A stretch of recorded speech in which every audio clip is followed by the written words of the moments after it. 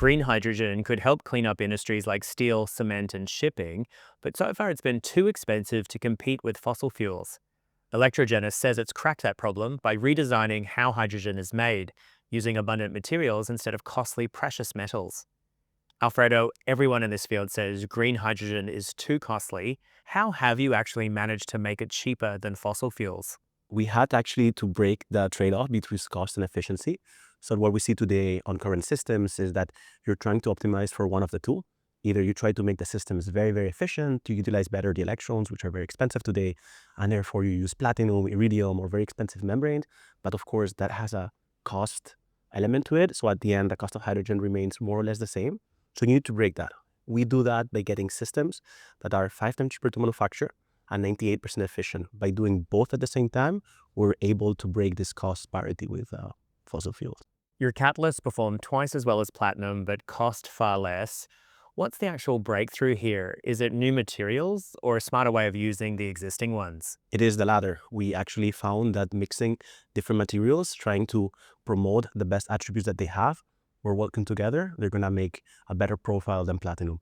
So if we go into the details, platinum is very good at evolving hydrogen, but it's not so good at getting the water dissociated. So we made a dual system where we tackle both at the same time. So we're doing both the water dissociation and the hydrogen evolution happen simultaneously instead of sequentially. And therefore we have like approximately double or almost 3 times more activity than platinum.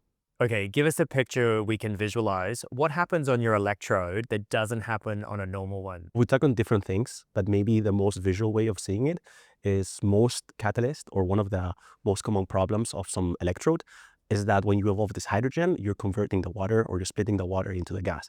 So these bubbles get stuck into the surface of the electrode, creating basically a curtain. So it blocks the active side where the reaction happen.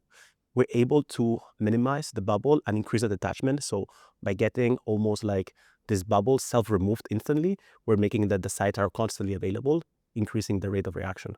You say you can manufacture below $85 per kilowatt. That's even cheaper than China. How did you bring that cost down so sharply? Of course, we had to make a game change. So Chinese are amazing at getting very cheap resources, both labor and cost of materials, and they're amazing at economies of scale and manufacturing. So it was clear to us that if we were going to compete on the same playing field, we were not going to succeed. So we had to change it to a technological play. So going back to the activity of our catalyst, because it's twice the activity of platinum, it means on the same space, on the same electrode, we produce double the amount of hydrogen. This means to produce the same size electrodes, the same systems, we need half the amount of electrodes. But the fun part is Chinese electrolyzers don't use platinum as some European, but they use nickel. We are 6 times more active than nickel. So actually our systems have 1/6 of the plate. So this is like the corner store of how we compete against them. We use less pieces, but also the pieces that are inside are cheaper and faster to manufacture.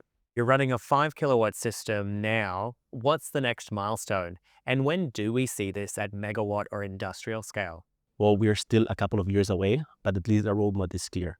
We have at this point stabilized the electrochemistry and architecture. So it's more of an engineering challenge where you need to scale in terms of volume and in terms of number of plates. So now we are having a more like defined roadmap where we need to slowly increase this both diameter and number of plates, but it's more of an engineering challenge than a science one, right? So we're close. A lot of clean tech depends on subsidies. Can your hydrogen scale up on its own, or do you still need government help? It absolutely can. We're already cheaper than gray hydrogen in many use cases. Subsidies are a force multiplier, not a requirement. By using subsidies, you can expand the number of sites where hydrogen is profitable, but that doesn't mean that today in many parts of the world and many use cases, it already is without subsidies using our technology. Heavy industries like steel and cement run on thin margins. When does green hydrogen become the smart business choice, not just the green one? You need to understand that in every industry, there are different segments and verticals. So of course, if you're trying to develop construction sites, new housing on developed countries or impoverished regions, it might make no sense to put this burden on them.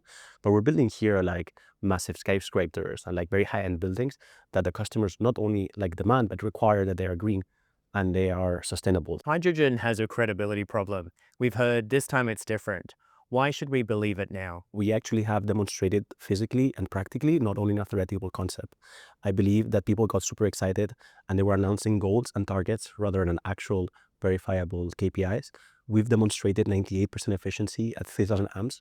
And we've done that in real systems tested in the fields of our partners, but also academic institutions like the National Physical Laboratory of the UK or Oxford University, where efficiencies and our costs have been validated.